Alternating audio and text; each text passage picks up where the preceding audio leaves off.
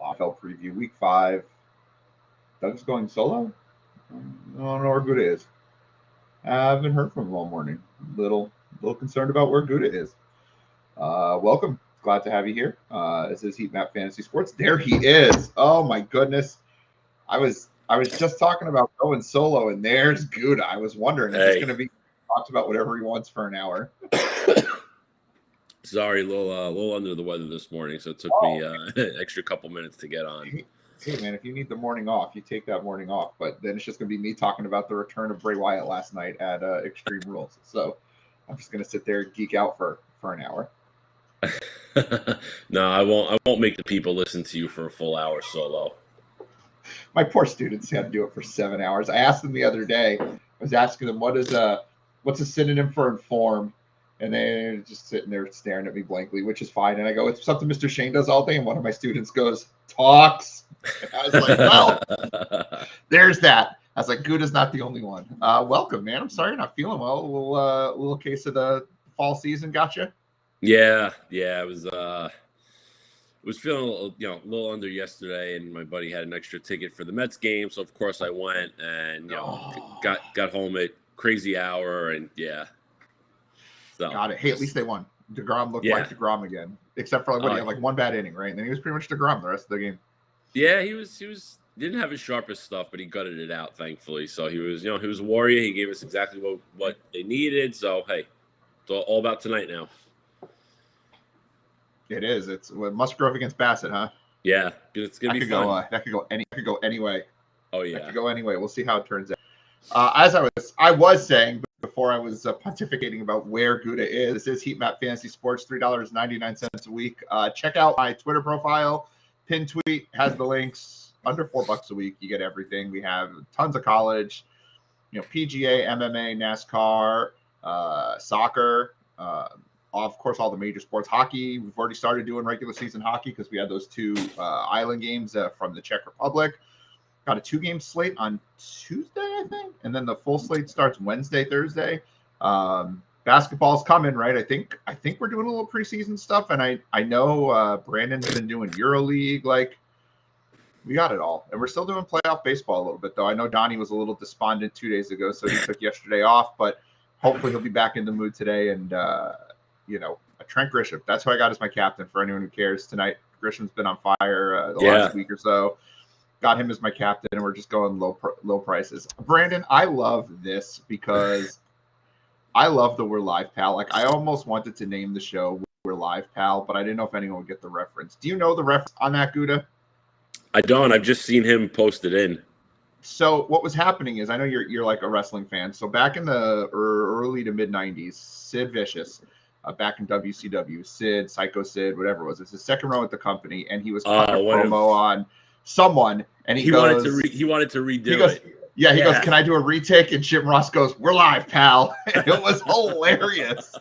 So that's the story behind that. And I love it because it seems like something like Vince McMahon would say. And I've always thought Vince McMahon, but no, it's Jim Ross who says, we're live, pal, right to Sid. And of course it's Sid, right? Because he's just dumb. I mean, the only other wrestler who would possibly pull that off is Scott Steiner. And it's like ridiculous. Let's see. Brandon's letting us know we crushed EuroLeague this week. So Brandon is crushing EuroLeague. Like, this is what we do. We cover it all for $4. If you're in the chat, say hello, drop some questions. We've got a slate ahead of us today. This is another weird slate coming up where we're looking at some teams that we don't normally look at, I would think. I mean, you got your Chargers, you got your Bills, you got, I should probably pull up the DraftKings thing here since it's just looking at us now. You got the Chargers, the Bills, but I mean, we're going to be looking at, I would assume, Detroit, New England, Seattle, New Orleans, maybe some Rams. This Tennessee-Washington game could be interesting. I think we're going to talk about the Jets a little bit. And Tampa Bay, Atlanta, I think the big question is, what do we do with the Atlanta side? I don't think anyone's afraid of Tampa, but it's like, what do you do on the Atlanta side? So I think we've got a lock about today. I think it could be a real interesting game week, which we'll get into the GPP stuff right after we do an actives in 10 minutes. Just a quick conversation on cash strategy. Cash was weird this week too, because there's 3 ways you can really go with quarterback, right? You could go Josh Allen or Jalen Hurts, and we could absolutely spend up this week. You could go with Tom Brady at $6K. or you could go down in the 5,500 range. And I think Bridgewater, Andy Dalton, both fine in that range. I was riding Bridgewater all week, and then I realized I didn't need to, because for 600 more I can get to Brady. I think Brady's going to see some massive volume this week. I think he's going to throw 40, 45 times this week, and I think this is a kind of a get right Tampa. After they've really come to the gate slow, they've had a good offensive game. It was last week when they got whooped.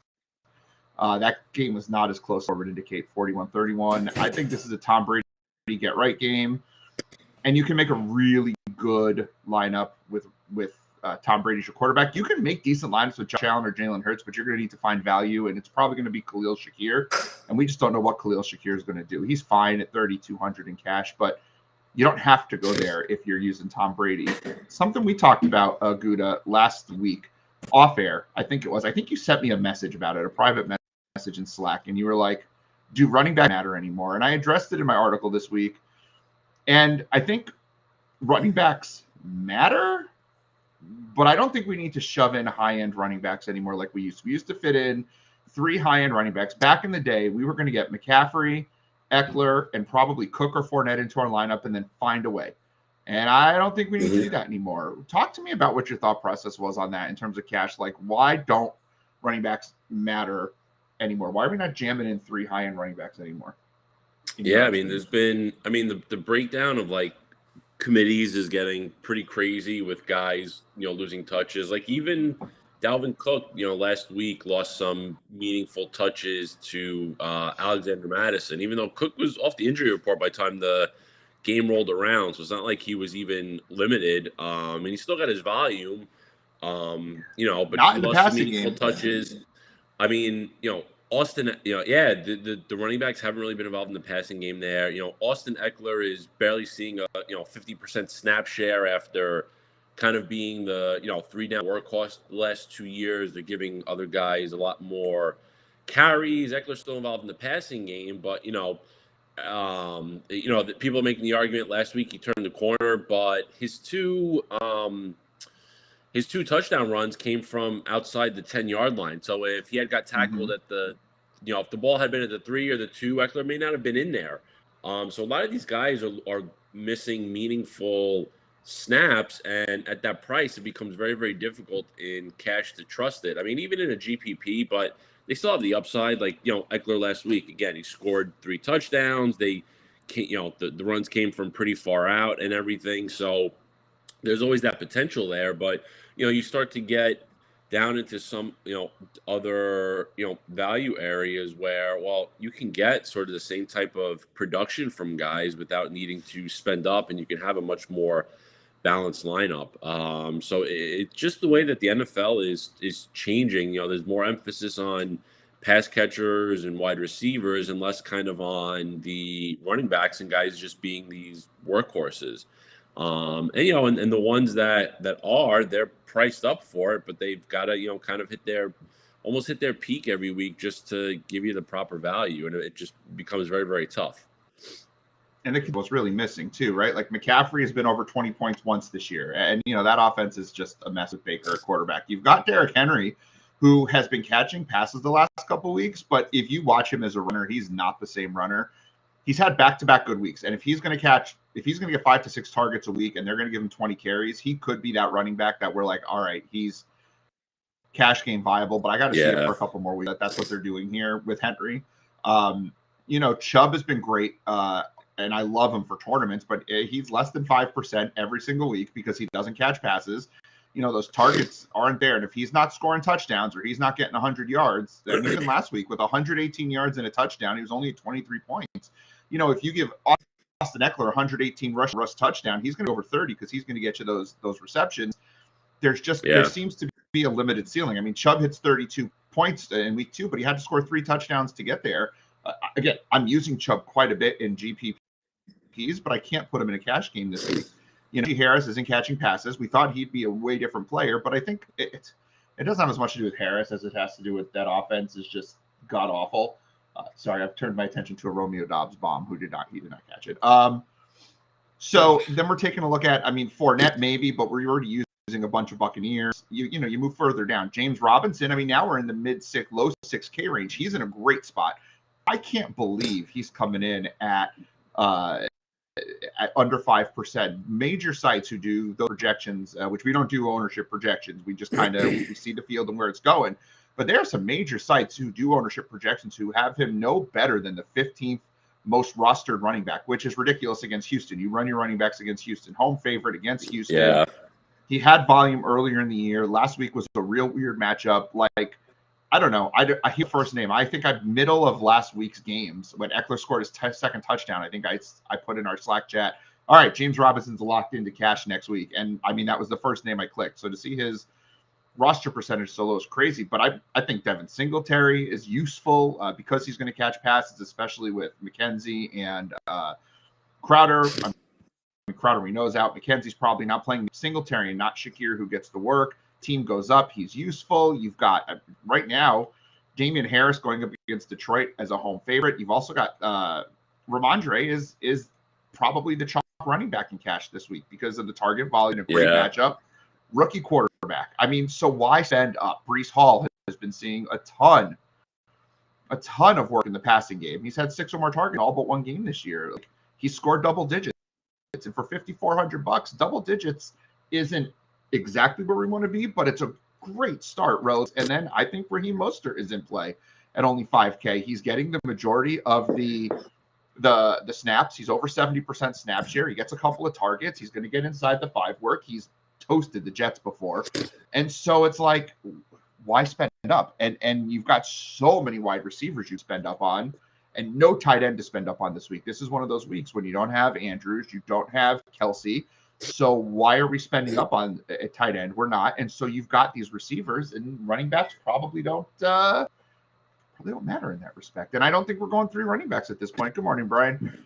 Good morning, Big Matt. I don't think, running backs are where we're going to spend our money this week. I think a 3 running back build is not the way to go, and it hasn't been. And I think we need to stop looking at roster percentage so much. I know we've chased the roster percentage for a couple of years, and that worked. If you chase the roster percentage, you get in with everyone else, you have 1 or 2 pieces that you're differentiated on, and you get your cash. And we've been very successful at that. But this year, I don't think you need to chase it. Last week, the top 5 wide receivers and roster percentage all bombed out. That's not going to happen every single week. But I think you just have to go and play the best players. Cooper Kupp's the most consistent player in fantasy. He is what Christian McCaffrey was 2-3 years ago. He's a 30-point-a-game guy. Yeah, he had 1 bad week against Arizona. Okay, but he's getting massive target volume, 14 or more targets in 4 games. This is what he did last year. At this point, you just throw Cooper Kupp in your lineup. He's the guy you jam and figure out. And we've got a giant range of wide receivers useful in this 5 to 6K range with Godwin and Samuel, Olave, and Lockett. And, I personally like Robert Woods against the bad Washington secondary this week. Corey Davis.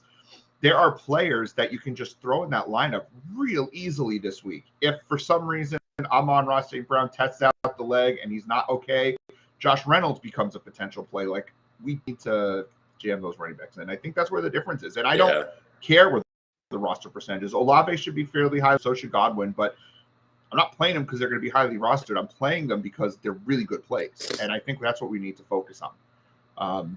And then the other difference in cash this week in particular, and there's been a lot of questions in Slack about this, can I really go 3 Buccaneers?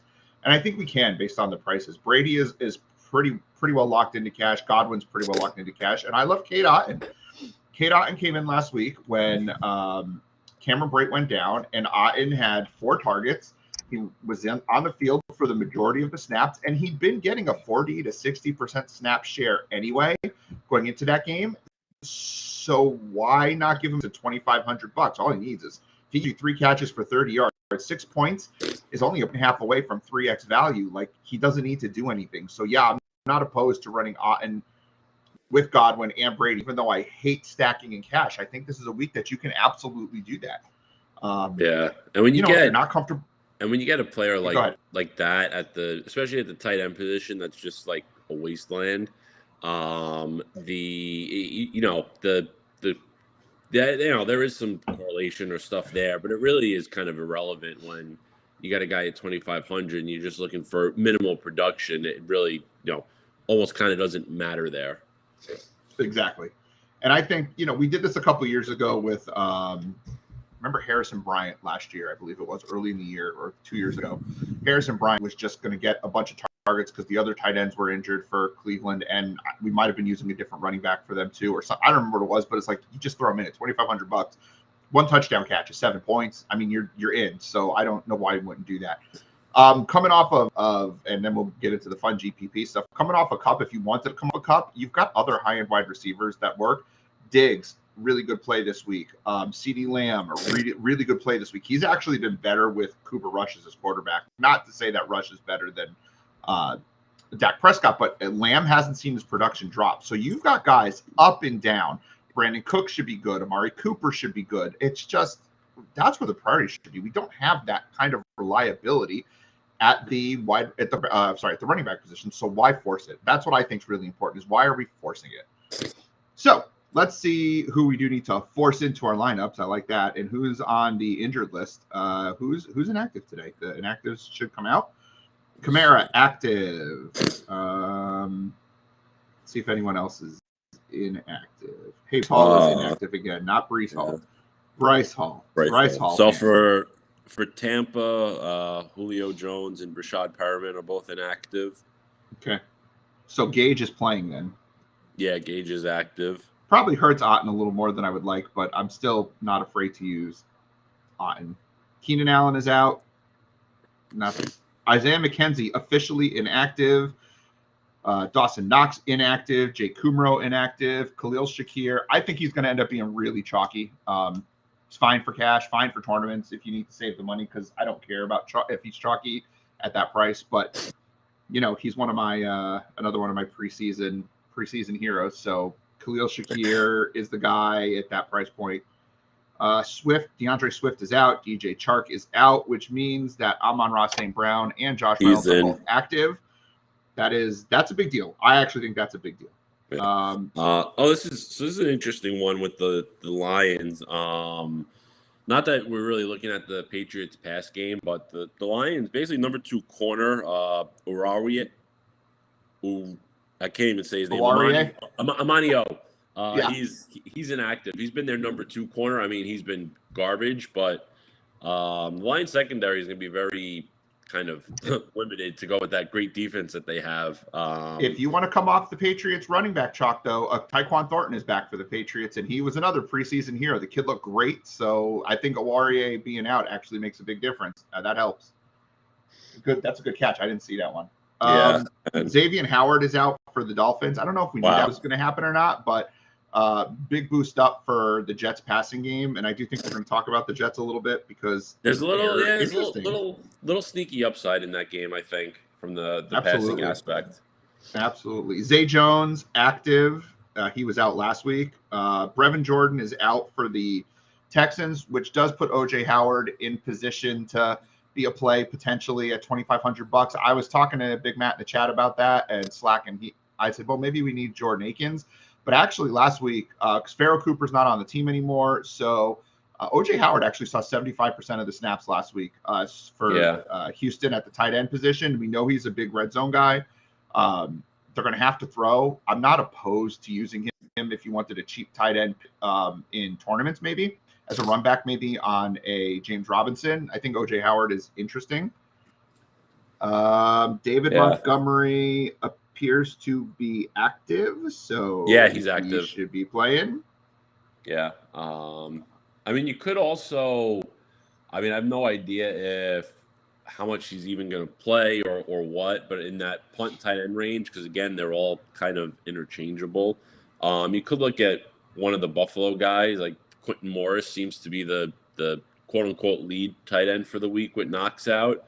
I mean, listen, in a spot like that with the highest implied team total and a game that, might be a blowout, all you need is a little variance in that game. And, one of Diggs's or Singletary's touchdown to go to the tight end there. And you could be lapping the field if, Otten is highly owned in a GPP standpoint and he doesn't, do much. Because again, just the same idea when you're down at that price range. You just need one little thing to go your way.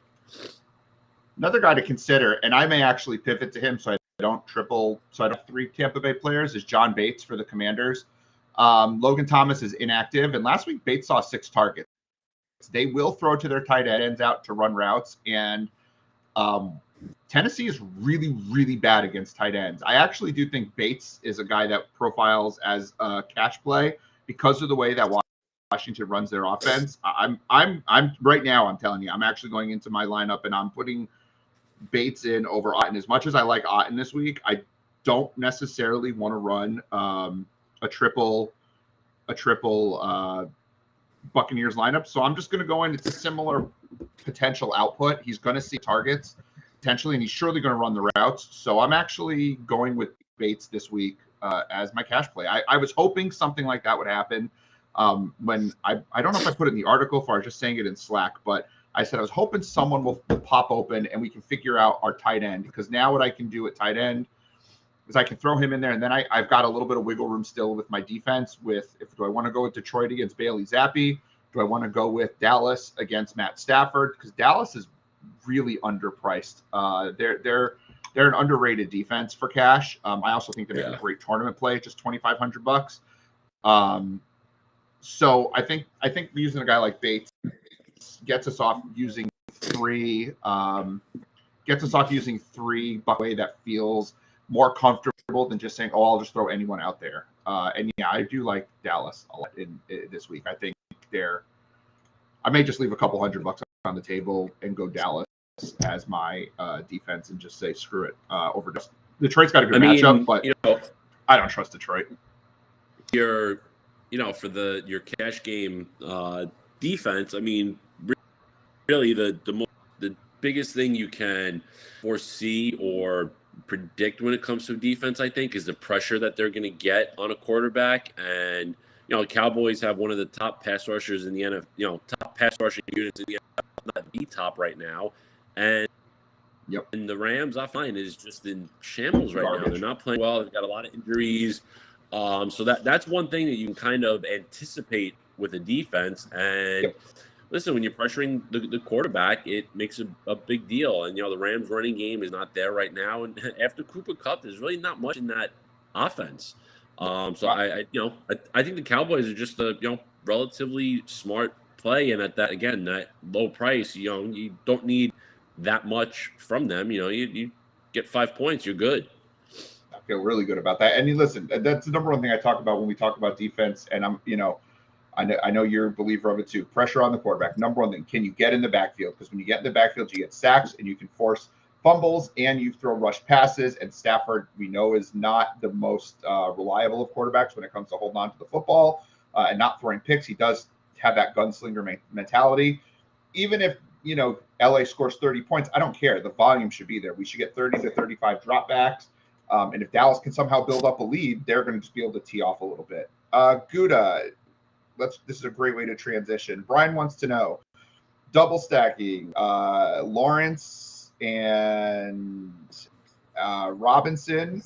I assume that he means James Robinson with Damian Pierce and Brandon Cooks. I know how I feel about this particular configuration. I'm curious what your feelings are. Yeah, that one doesn't really make much sense. It's very hard to have each running back from a team in the same game. And with the way that James Robinson is used and the way that Pierce is used for the most part. I mean, I know Pierce had 6 targets last week, but I think he only gained like 9 total yards on those 6 catches that he had. So, they're both used in a, the team is up or it's a close game type standpoint. I do think Jacksonville is going to probably win that game relatively easily. And, even last week with Houston kind of getting beaten pretty easily by the Chargers, we did see Pierce, break off that like 70-yard touchdown run, which was, good for him. And he has that ability, but you can't rely on those big plays week in and week out. It just doesn't make much sense there. And having Lawrence, basically naked with no pass catchers, it's not really going to do much for you. You really want to play it from the passing side. And if you want to use Pierce in the stack, that's okay, but you have to anticipate that Houston's going to be up and Jacksonville playing from behind, which I don't think you'll see. And that game stack is really going to carry no ownership, so you don't need to really differentiate from the field, because using a Lawrence, Kirk, and even Zay Jones in there, you're already differentiating it because nobody is really looking at it. Yeah, I'm more interested. If I'm going to run the passing game, it's going to look just like what Gutta said, Lawrence with Kirk, Jones, and Cooks. But for me, the best way to play this game, I think, is going to be Cooks, James Robinson. If you want to run a mini stack, I'm much more interested in mini stacking this game. Or if you don't want to spend that much money, but you want to run a mini stack, Robinson, OJ Howard, to me, is the way to go in that. I don't think you want a piece of that Houston running team. Now, look, can Pierce bust off another 80-yard touchdown like he did last week? Sure. But if you get past that 80-yard touchdown, which, he did have it, but that's not typical. Yeah. That's not typical. A typical run a player is going to make. He didn't have the world's greatest game. If the story you're going to tell is Jacksonville's going to win this game pretty handily, then you want Houston throwing and Jacksonville running. And I think with the way Houston's played against the rush, this is probably the way I'd configure that. I probably wouldn't look at a Lawrence stack, but if I did, it would be with two pass catchers. And one of those could be Ingram. If you didn't want to go Zay Jones, you can go Evan Ingram, and then the other would be a run back of Brandon Cooks or OJ Howard. I'm probably not using Pierce in tournaments this week. Of course, I told my brother last week that I didn't like Dameon Pierce, and he ended up popping off. And of course, I got text messages for days on that one. Oh, look at you. Things happen, right? All right, let's talk about. Let's go game by game. Let's break it down, and let's try to stick to the 12-15 hard cap here. We know I'm not good at that. Chargers Cleveland. Oh, no, we're going to go to the questions first. I like to do questions first. Brandon wants to know, what stack do you find yourself coming back to most in your builds this week? What's the stack you keep going to? I mean, Tampa, really. I know Tampa's the easy answer, but it's probably the way to go. That, and then believe it or not, the Washington-Tennessee game. I think there's a lot of value in that one. It's going to be really a toss-up, and I think the Washington side actually could be very profitable. The Titans actually are missing like 3 or 4 starters on the defensive side, and they've already been pretty bad. So I think there could be some maybe underrated fireworks there. Why don't we just start talking about this game, even though it's not first on the list? Since you brought it up, let's lead off with this one then. What do you like? So where are you looking in this game? I'm not, other than Bates, I'm not looking anywhere in cash here other than that Bates play. Where are you looking at it for tournaments? How might you go about stacking this game? It's actually pretty simple, because especially with Jahan Dotson out, there's really only McLaurin and Samuel. I think that pop here from a stack standpoint. The Titans cornerbacks have been dreadful. They're giving up a ton of big plays. I think they've already given up like 5 or 6 20-yard passes this season already, 20-yard or longer passes. And that's kind of right in McLaurin's wheelhouse. McLaurin has not been very great so far, but without without Dotson there, someone's going to have to step up with that. The touchdown standpoint, Samuel has been pretty good. And then the Tennessee side, really the only thing there is Robert Woods if you want to play the running back side, the wide receiver side. And I think there's if this game is going to be close as Vegas has it, I think the line is down to like a half a point. Yep. I think there's an argument for Derrick Henry in the stack as well, because if he's going to be getting 5 targets every week and is like you said before, is 20 carries, it could work out very well for him in a high scoring environment. What are your thoughts on De'Ami Brown? He had 4 targets last week after Jahan Dotson got hurt. Any interest in a min price De'Ami Brown instead of maybe like Curtis Samuel as a way to lower the cost of this stack here? I guess you can maybe make the argument with it, but if I'm going to have a value guy, I'd rather find the value elsewhere as a one-off as opposed to relying on it for the stack purpose, because he's not going to have Like if it was a situation where it was a min-price guy and he was going to be the number 1 or number 2 target on the day, it becomes much different as opposed to, well, maybe we'll use him because we need the value, or he'll get a couple of targets and hopefully he breaks a play. I'd rather go with more of the quote unquote surefire guys in that type of thing.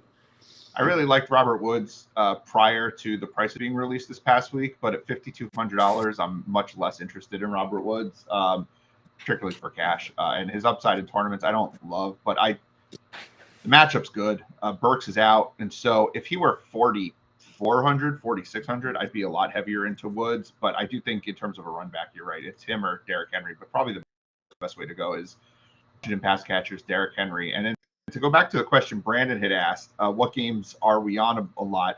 I'm doing Seattle mini stack with New Orleans, and then this game, ironically, so we can talk this, the Chargers and the Browns. I'm finding I have more exposure to this game than just about any other game on the slate. Last year, if I'm not mistaken, both teams went over 40 points when they matched up. Now I understand it's not the exact same team, but there are decent players in these games. What do you see in this game from a tournament standpoint? Sorry, not to ruin your morning, but there it is with the overusage. Saquon Barkley just hurt his shoulder. Oh yeah, I got the game on the background. I saw someone on the ground. Yeah, I guess it was Saquon. Yeah. So I got no exposure to him, but I do have a lot of Matt Breida today in Rainmakers, so I got my Matt Breida. Let's go, Breida! But I would like Barkley to not be hurt as a Giants fan. Well, yeah, of course. All right, so back to this. Cleveland and the Chargers. I think this game is. I absolutely love this game from a DFS perspective. Talk me off the ledge or make me feel better about myself. Yeah, I mean, it's in a weird week. You want to look at good offenses or games with decent totals, and this is one of the higher totals on the week. And with Keenan Allen out, Josh Palmer is playing, but he's a little banged up. It's just it's a very weird spot for the offenses. Just with the lack of guys going. So like the Chargers side, really. I mean, it's pretty easy. It's Herbert, Eckler, and Mike Williams. Those are one guy. The big guys. Everett, I think there's definitely an argument for him. He's kind of stepped up these past couple of weeks with with Keenan Allen out. The Browns have been okay against the where are they? Yeah, they've been pretty good against the tight end. I mean, they haven't had any sort of bad matchups for them, but they're middle of the pack receiving yards allowed. They just haven't allowed any touchdowns, so sometimes that touchdown variance makes a defense look better than they are against a certain position. And then the Cleveland side, I mean, pretty simply, really, you're kind of looking at either Cooper or Njoku, or if you really want to differentiate, you use one of the running backs. The Chargers' run defense is not great. So if you see that back and forth affair like we did last year, Chubb can make a lot of sense with a multi-touchdown upside. And, again, realistically, anybody that's stacking this game, probably not going to see, a Herbert, Eckler, Williams, Chubb type of combination. It's going to be awfully expensive, and you're going to have to find, a lot of value elsewhere, but it's very doable on this slate. My favorite mini stack of the week has been Gerald Everett. I got a lot of that because I do think Nick Chubb tournament wise makes, he's got that upside, and it is roster percentage 20 to 23 points is, that could be enough to be one of the bigger tight ends. Of course, I'm watching the Giants and I see a tight end. It could be one of the bigger running back scores of the week. I like this game a lot. I think there's a lot of fantasy goodness here, and I think I'm much higher on Everett than you are. I like him quite a bit in this game. How about the next game, the chalk stack of the week? Buffalo against Pittsburgh. Cash-wise, we're looking at Diggs is in play, Allen is in play, Shakir is in play.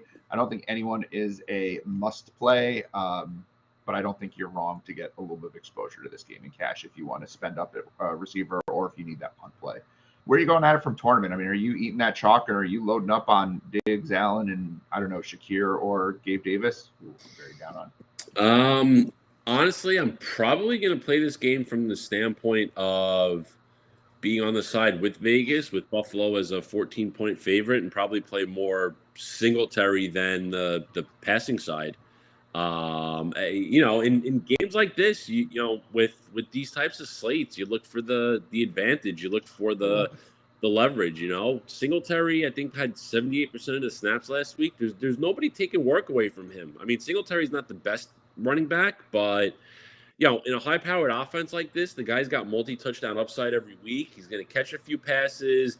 I mean, Zach Moss is just pure garbage. He's maybe going to take a couple of snaps away just because Singletary can't be out there 100% of the time. And James Cook has been very, very slow to develop and have any meaningful snaps when the game is close. Yeah, if Buffalo's up 28 points, Cook may be in there to get some experience, but nothing, nothing very meaningful. So I think Singletary is maybe the best play here from a tournament standpoint. And then the Pittsburgh side, I like the idea of George Pickens in this one because I think he saw 4 of Kenny Pickett's 13 pass targets last week, and he went 6-102 against the Jets last week, and I think Pickens has some nice upside, especially if Pittsburgh is playing catch up. And you can look at Pat Freiermuth also with Tremaine Edmonds out for the Bills. That's really going to open up the middle of the field. He's kind of like their shutdown guy against the tight ends.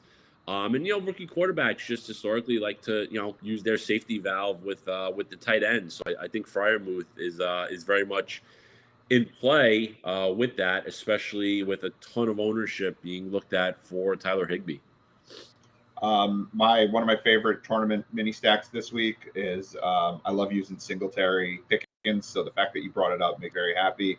If I'm playing this game from just a straight stack in Buffalo standpoint, it's Allen, it's Diggs, it's Shakir, it's Pickens run back, keeping it simple, not getting crazy, or Freiermuth, I suppose.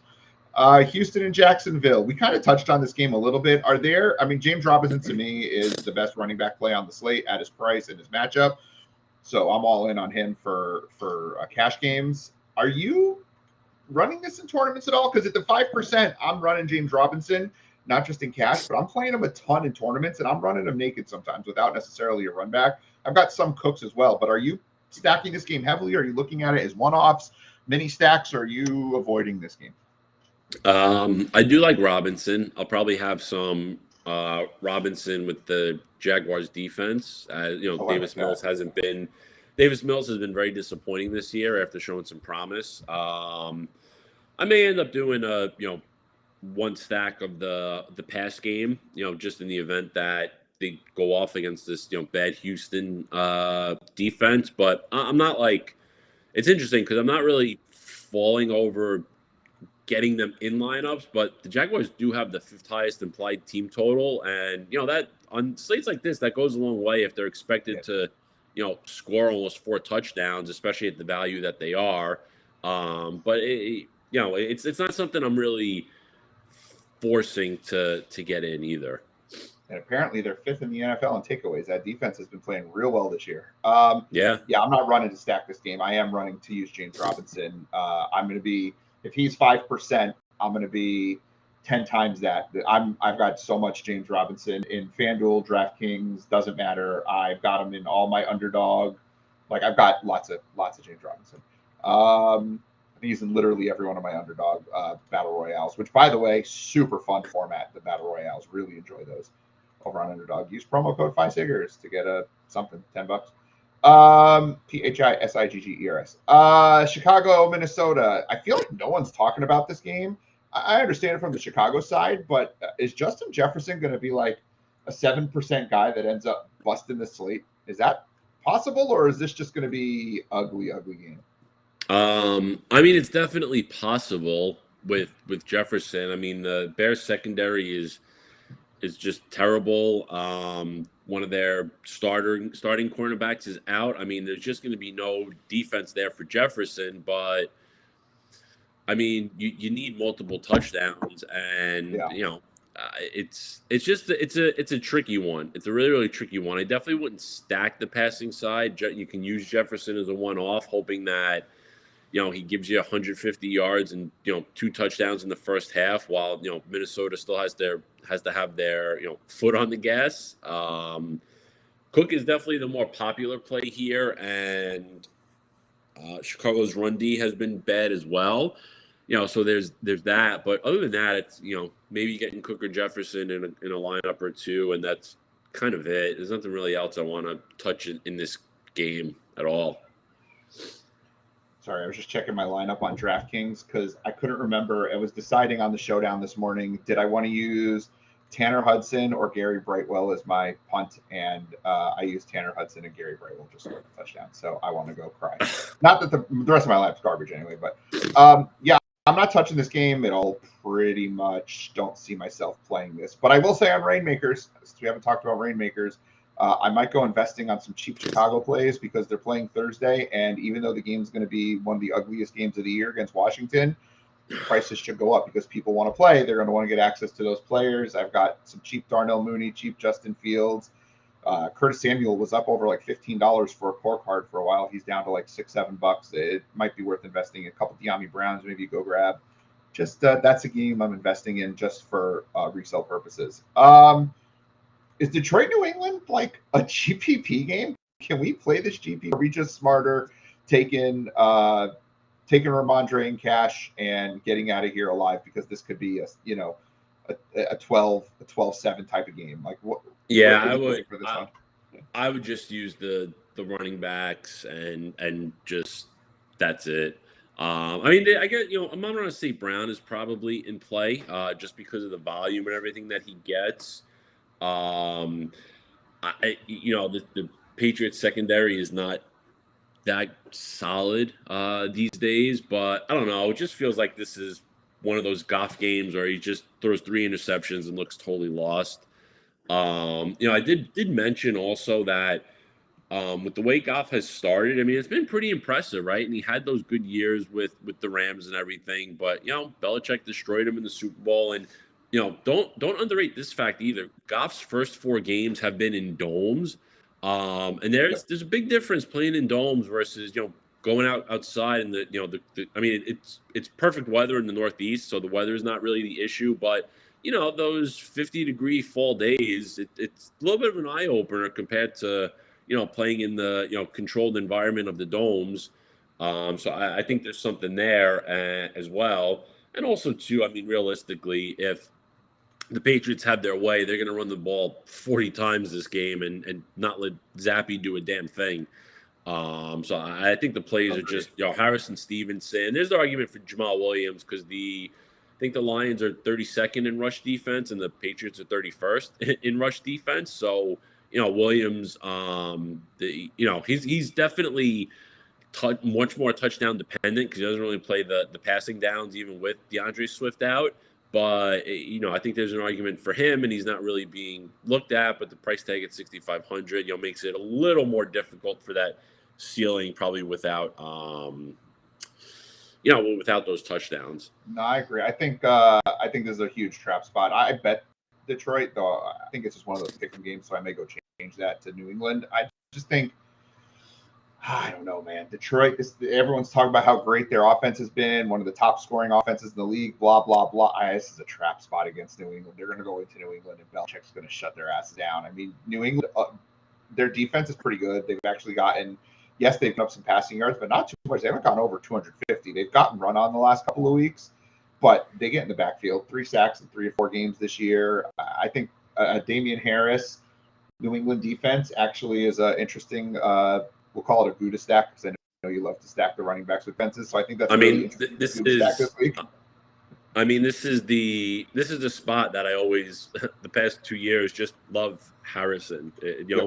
Home favorite, inferior opponent. It just works. I do think you're going to get some work. I think Ramondre, but I think in a tournament, which is weird because he doesn't catch passes, Damian Harris. But this could be one of those 20 carry, 105 yard, 2 touchdown, ugly looking games that Harris just rumbles his way to. You stack him with that defense. I think we could be in for something decent. And I think too, I do think for tournaments, you can even up the ante a little bit and even say, Harrison Stevenson with the Patriots defense. Yeah. Oh, you went there. if they're gonna play the game that they want to, Harris and Stevenson combined are 11,100. If you're looking for 4x, you need 44 points from the two guys combined. I mean, I think if this game goes sort of with the Vegas anticipation, how the Patriots want to play.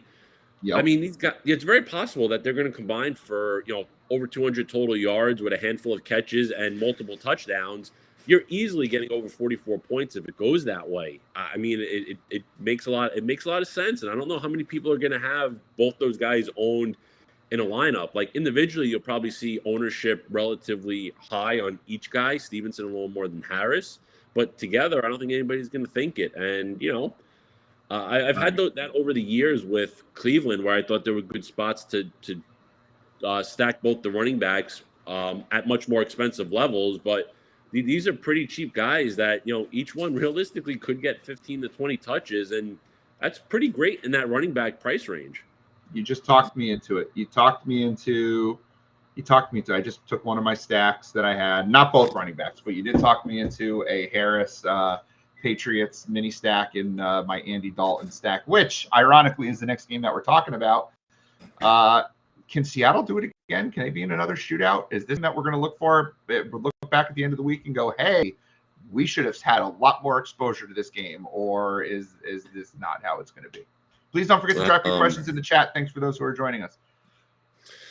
No, if you're not feeling it. This is another one. I mean, again, Geno has played really well, but I think it's just one that I'm probably going to avoid. New Orleans defense has given up some points this year, but they've played better than what's kind of been allowed. And yeah, I mean, listen, Seattle's offense is off to a red hot start and everything.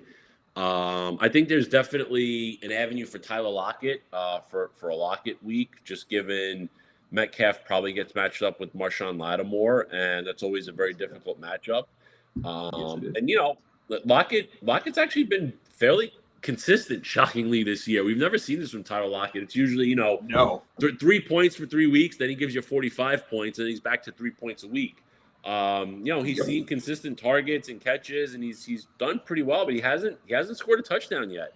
Lockett's usually, but he still put up 14 or more points 3 or more times, which is crazy. Yeah, and after Lattimore, the secondary is a little weak in New Orleans, so I think there's a good path for him. Like I said, especially if Lockett's getting Lattimore, and I don't know. I'm not going to stack the Seattle side, but I think maybe Lockett Olave mini stack or Lockett Kamara. I think there's some use there. I'm much more interested in the mini stacks. Olave, Lockett. Neither team can both teams are struggling against the wide receiver position outside of Lattimore.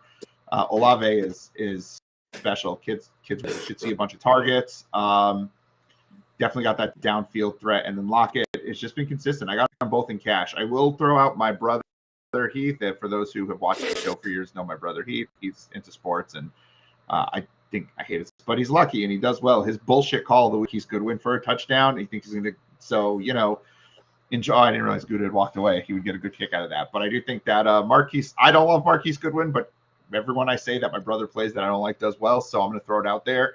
The Heath bullshit play of the week brought to you by Chicagoland Breaks. Marquise Goodwin for a long touchdown. Gross. But Seattle is terrible on deep passes, so there at least is some analysis that he didn't know behind that. So we'll give him credit for that. There you go. Good. Did you hear my analysis there?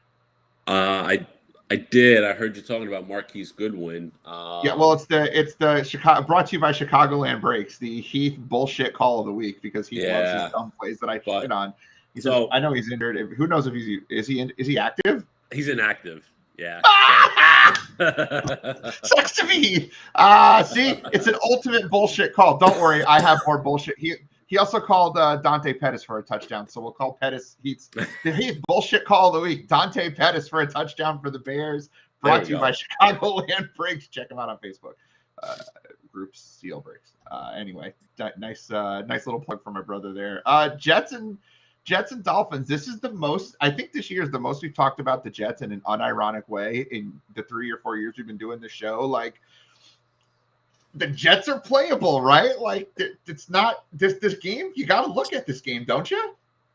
Yeah, I think you do. He'll punch kind for of love. himself.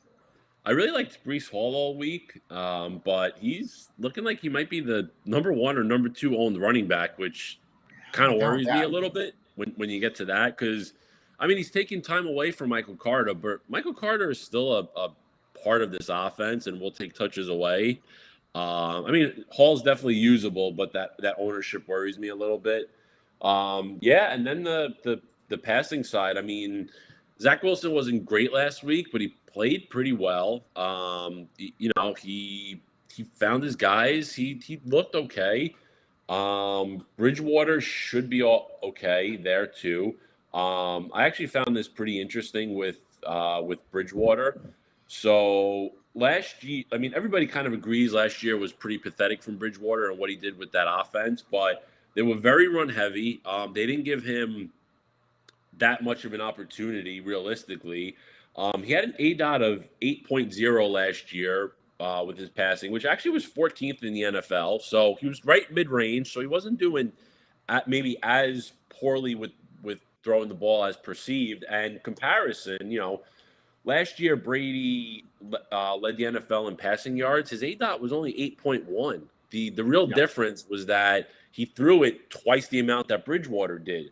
And then it's only like a half of a game and all, but Bridgewater's ADOT last week was 9.61, where this year Tua was averaging 9.19. So realistically, Tua is probably a little better than Bridgewater is, but Bridgewater being in there may not be the downgrade that you usually think going from a starter to a backup. So I do think the passing game for the Dolphins is very much in play here. And also, too, it's pretty simple. It's only Tyreek and Waddle. There's really nobody else doing anything except for maybe a random target here or there, or just a little bad variance for some random guy getting a touchdown. But I do think that Miami is very much in play with the passing game and all that. And the Jets' standpoint, I mean, it's probably Garrett Wilson or Corey Davis. I lean a little to Corey Davis because he was clearly Wilson's number 1 last week. And even last year when Wilson played, Davis was his favorite target. So I think, I think Davis is probably a little bit ahead of Wilson from that standpoint if you use a bring back. I've got a lot of Corey Davis this week. I think he's I thought it was going to be Elijah Moore who benefited, but Davis has been good all year, 13 or more points 3 or 4 times. And in terms of the Tyreek Hill thing with the Teddy Bridgewater, was this the week that Tyreek Hill told like one of the broadcasters he's been interviewed by, you can go out there and play quarterback and I'd still score, something like that. Like he's on a mission, like he wants to prove he's amazing, which he is. I mean, can't stop him. Like this, I think this is a very underrated game. And to me, great way to get contrarian. If Breece Hall's going to be, hey, look, Saquon just scored, so he's alive. And the Giants have taken the lead on Green Bay. How bad are the Packers this year? Wow. How are the Giants going to be 4-1? They're the worst freaking team. I love the Giants, but holy shit, are we bad? About to be 4-1, beating the mighty Packers in London. 8.5 point dogs or 10 point, whatever it is. Anyway, if Breece Hall's going to be chalk, well, then the Jets passing game is a great pivot. And if the Dolphins passing game is going to be chalkier, maybe Mostert is a guy we take a look at. Just something to think about. Not heavy Mostert, just a little bit of Mostert. All right, running through these, not any real great games left other than this Tampa Bay Atlanta, which is not going to be a great game. It should be a slaughter. Where are you going with this? Are you just keeping it simple and stacking this game? Brady, Godwin, Evans? I mean, or are you going to get cute with Gage or Fournette or Otten or any of that? I mean, it's pretty much Brady, Evans, Godwin. If you so cheap. Yeah, I mean, if you want to, you can do Brady Fournette with one of the pass with one of Evans or Godwin, because we did see that work last year, and if it is always highly plausible that if Brady throws 4 touchdowns, that 1 or 2 does go to Fournette, or it's they put up 5 touchdowns, Brady throws 4, Fournette runs in 1, and maybe if one of the catching receiving touchdowns goes to Fournette, I mean, you're it's very uncommon seeing that stack, but it did work last year, and it definitely can work in this game environment. And then the Atlanta side, I mean, I don't even think you necessarily need a run back in this one. But if you do, it's probably just Drake London or nothing. You don't think this is the week that Olamide Zaccheaus can? I mean, he doesn't get a lot of targets, but when he does, they're pretty big, and he's a big, probably better at 3,300 than 4K, right? I mean, this is even though it's the lowest price of the year for him, it's too expensive, right? Yeah, that's too much. Yeah, I don't know why he's priced up there like that, but yeah, I wouldn't touch that. I wonder if Kyle Rudolph's going to actually play this week? He was inactive last week. He could eat into Otten's work, but I still think Otten's better. Is this the week that I don't even know his first name? Parker gets a ton of targets, so Arthur Smith can just troll everyone on the Kyle Pitts thing. Do we even look? I'm just kidding. We're not looking. I am starting to build a lot, by the way. This is a charity. There's a charity league on DK for help with some Florida relief. It's a $5 contest. We are going to enter this using a lineup that we talked about here. And I think I want to go with the Tampa Bay lineup for this one without a bring back. We'll build the rest of it out later, but we can kind of work on something here to, it is Tampa. Since that's where I got hit, let's use the Tampa Bay lineup and make that donation from Heat Map Fantasy Sports. And maybe get some goodwill out. Tennessee, Washington. We really talked about this game a lot. We started with that, so we're going to move on from here. San Francisco, Carolina. No, right? Like this is our don't even look at it game of the week. Like there's nothing in this game that's worth talking about, is there? I mean, Jeff Wilson, 49ers defense. Other than that, I mean, you can maybe consider Debo. He gets enough touches and has some touchdown equity. Just because he's overlooked. Yeah, he is, but he's overlooked, and he's got I mean, look at the output last week against the Rams in a pretty crappy game. He is from South Carolina too. He is from the Carolinas. He's never played in the Carolinas before, so. So I always think with the way Debo is used, it's at least consideration. And then Jeff Wilson and the defense, but other than that, don't even think twice about this game, especially the Carolina side. One of my favorite bets of the week. One of my favorite bets of the week is Deebo Samuel over 22.5 rushing yards. That number was 33.5 last week. It's come down a third. He hasn't hit that number since week 2, but we know he's got it in his wheelhouse. I think that's a good number, 22.5. That's about the only thing I looked at in this game and said maybe, but maybe not. Arizona, Philly. Yeah. I think Arizona wins this game, by the way. I bet Arizona, even though I think Philly might be the best team in football. I think this is one of those spots where like, what the hell? Like, how did this? But I mean, at some point, Arizona's got to put it together, right? Or do they not have to put it together? I mean, that's a tough one too. I liked Arizona in the offseason, but they're just not looking very good. I think DeAndre Hopkins not being there has really hurt them more than people anticipated. Yeah, I mean, listen, if Arizona can keep this one close and score, this game has a great chance to be the nuts for this week. But it's a tough one. This one really, really is a tough one. Yeah, I don't like Kyler Murray just in general as a player. His demeanor he just doesn't like. Look at him compared to Jalen Hurts. Jalen Hurts is usually smiling, happy, just into everything he does. And then you got Kyler Murray, who just looks angry. Like he's the angry little elf they were talking about in the movie Elf. Like that's who Buddy was talking about. They are just a tiny group of angry people in Arizona. Like he needs a change of scenery. Maybe he should have played baseball. Like, but on the other hand, he's scoring 20+ points a week. He's targeting the crap out of Marquise Brown. I mean, the target tree is not hard to figure out for Arizona, right? You got Marquise Brown, Zach Ertz gets a ton of targets, and it is a Zach Ertz revenge. So I do think there's something good to talk about there. He's scoring double-digit points every week. So maybe you run Ertz, and maybe you run it from the Arizona side. You run Ertz and Brown and the midget. Sorry, that's not nice. The Littleson, and then you run Smith or Brown on the other side, or you run Miles Sanders or something like. I just can't get a read on this game in terms of fantasy-wise. You're absolutely right that it could be the nuts given the potential from both of these offenses. But I just think Philly going away from home, Arizona just being a succubus of fun and hope.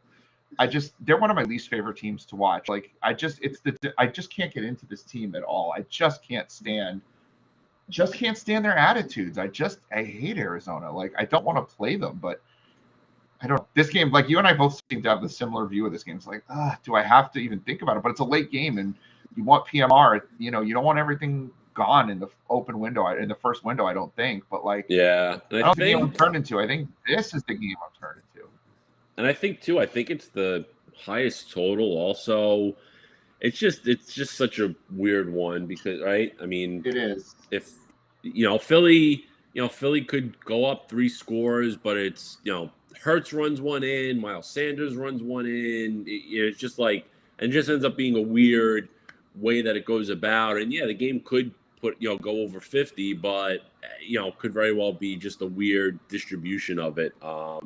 Like last week's Philly game hit 50 total, and there was just really, other than the Philly defense, there wasn't much that came out of that. Sanders had a good game. Oh, it was Miles Sanders. People weren't really using him much, but I mean, other than Sanders in a 50-point total game, there really wasn't anything to write home about.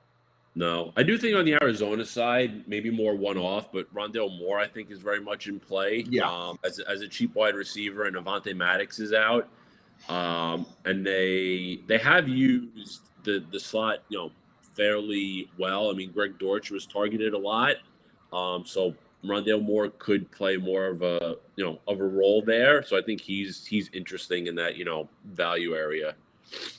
If I'm not mistaken, Rondale Moore last year, his depth of target was negative. I believe that's true. I believe he caught so many passes behind the last scrimmage. Like, it's hard to rack up a big score there. I don't know. This game just makes me feel dirty inside. I don't like it. Let's talk about Dallas and the Rams. I know you talked about with the Rams, it's really Higbee and Kupp, and that's about. Is Dallas really that much different? It's Lamb, and I know your boy Schultz. I know you like Schultz.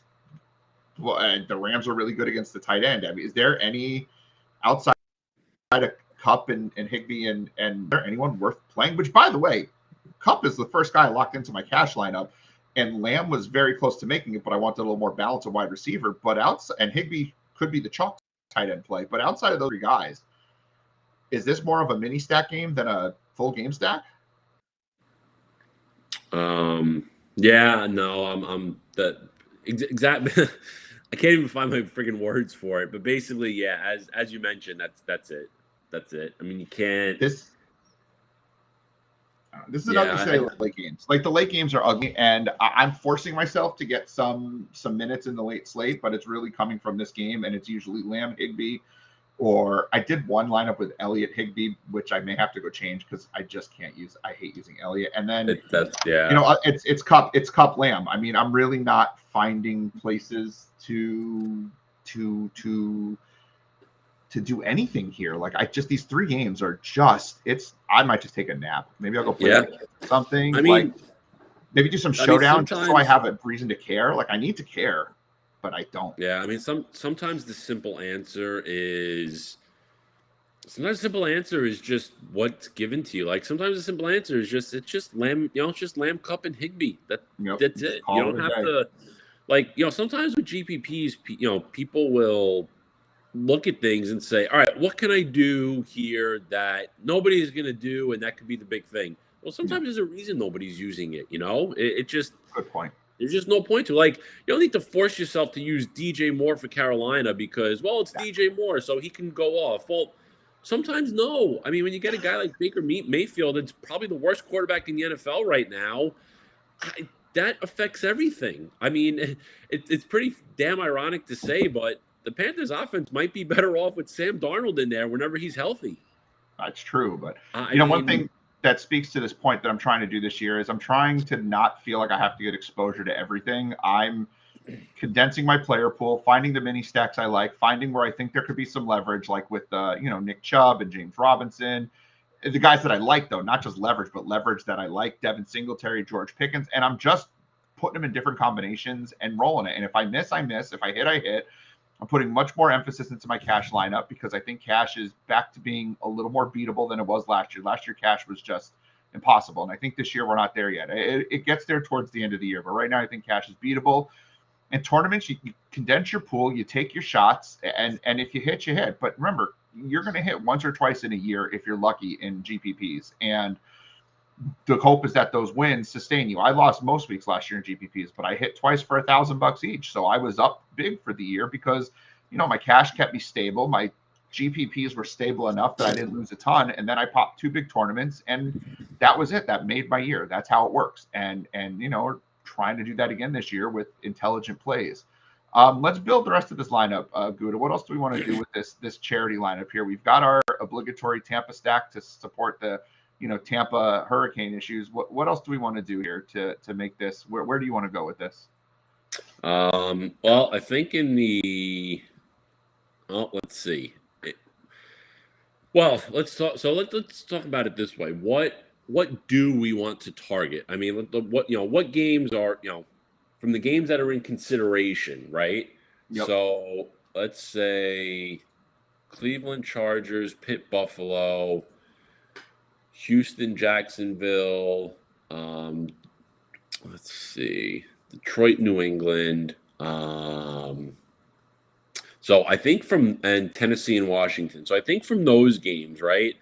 I think our top targets on the running back side probably look,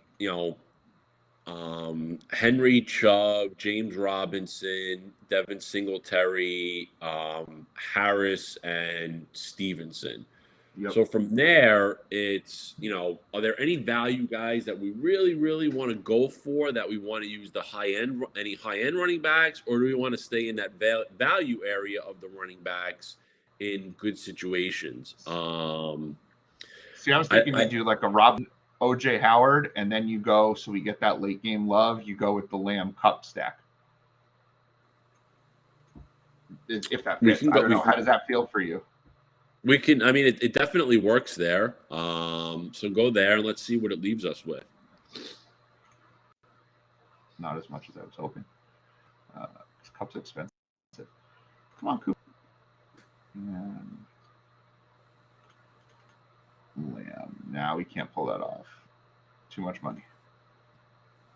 Yep, you have a 2,000 defense. Not enough. Nope. Can't go cup. Oh yeah. Okay, so in that same idea with the corresponding wide receivers, what about looking at, because with the games available and what's available to us, and we're taking a little chalk with this, what about McLaurin and Woods? Well, I do like that because I don't have any Washington, Tennessee exposure, and I did like those guys coming into this week. So, come on, Woods. I know we're going a little longer today, but I think this is for a good cause. We're doing a charity, so this is a good thing. I think we're going to have to go, obviously, cheap defense, cheap. Well, is this where we go with the cheap Damian Harris New England defense? We can do that because that'll give us some extra money to spend up for sure. All right, so let's go Harris, Patriots.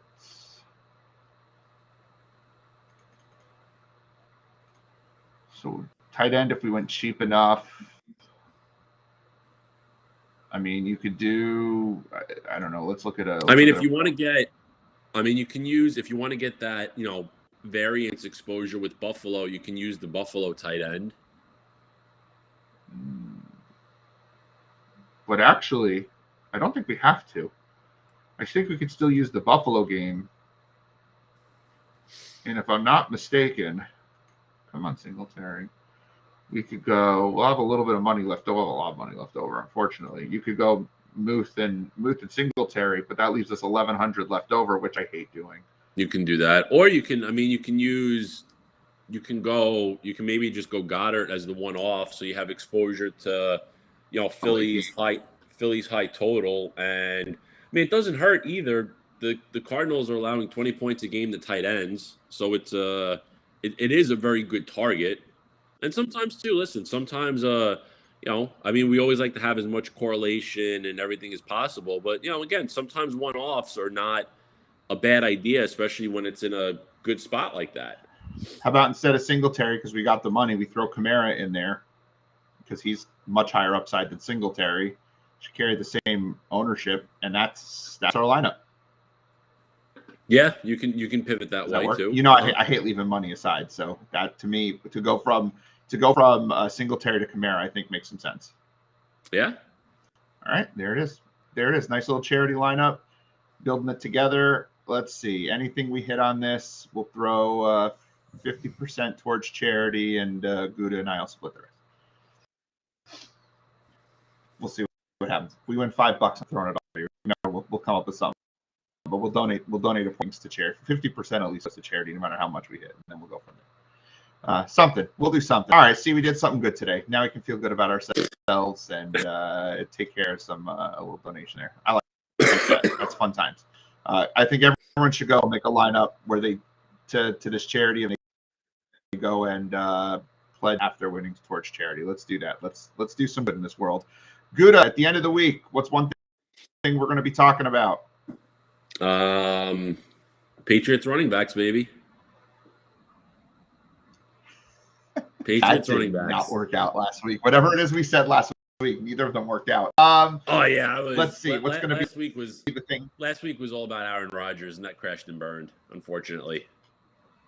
My prediction. Let's see. My thing. Everyone's going to be talking. No, everyone's going to be talking about. My prediction this week is the tight end in the winning Millie Maker lineup will be less than $3,000. $3,000 tight end doesn't count. They got to be under $3K, $2,900 or less for the winning Millie Maker tight end. And I think that's where we're at. All right, folks, thank you for joining us. This has been Gutta and Doug doing the Heat Map Fantasy Sports Live NFL Week 5. Check us out. Go to @Bankster17 on Twitter. What's that? No, Brian said, Florida State, so I'm just sure. Florida State. I know. Big loss yesterday to NC State. I know. Check out my pinned tweet over on Twitter @Bankster17. $3.90 we get access to everything. We will see you next week. Gutta, go rest up, man. Go to